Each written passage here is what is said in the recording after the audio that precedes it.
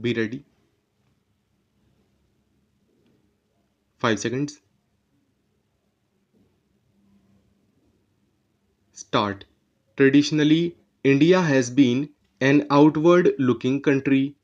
Our strong commitment to multilateralism is reflected in our active participation in organizations like the United Nations. This engagement will continue.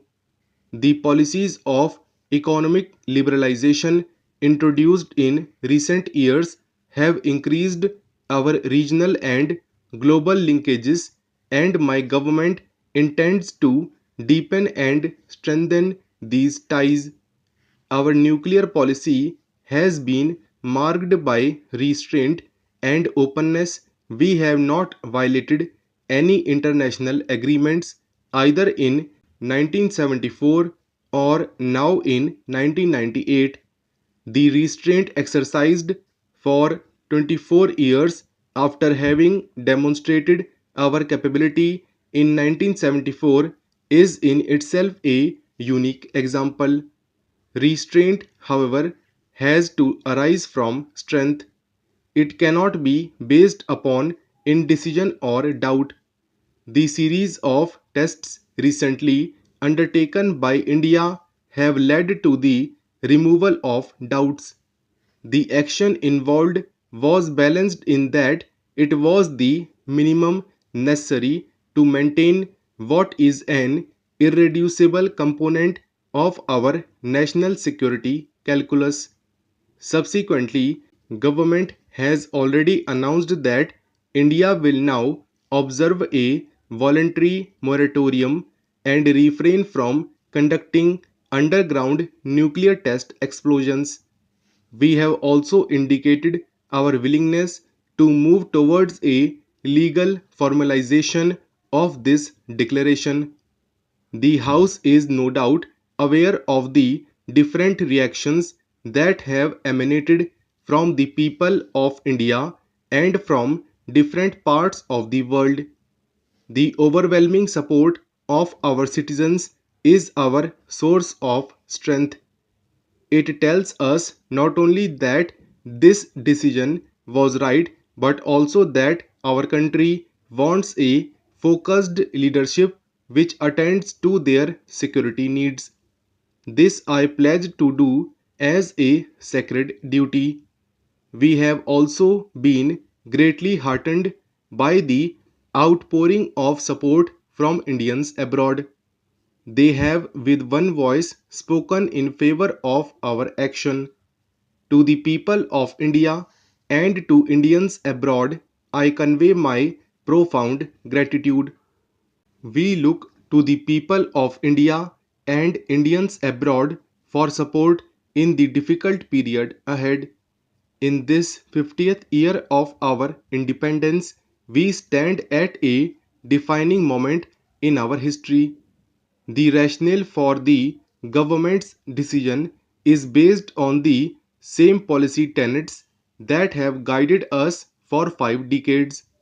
These policies have been sustained successfully because of an underlying national consensus.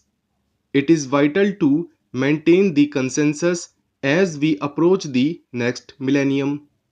In my statement today and in the paper placed before the House, I have elaborated on the rationale behind.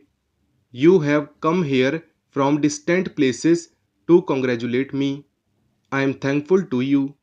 Today, the whole country is complimenting the scientists, engineers, and officers and jawans of the army who have carried our successful nuclear tests at Pokhran. Years long efforts have borne fruit.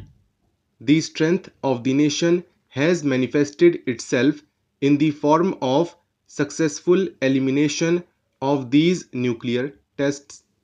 It has never been the Indian tradition to be an aggressor or to be unjust or cause atrocities. We have always believed in sacrifice, in dedication, and in staking our lives for the sake of our own dignity. We had faced a number of invasions time and again. We have never ventured out to attack any country, but we were divided, we were infinite to our individual circles, and we were not concerned about the happenings in the other parts of the world.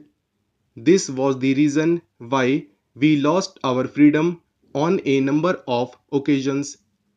But it is also true that our preparedness for fight never ceased. The struggle always continued.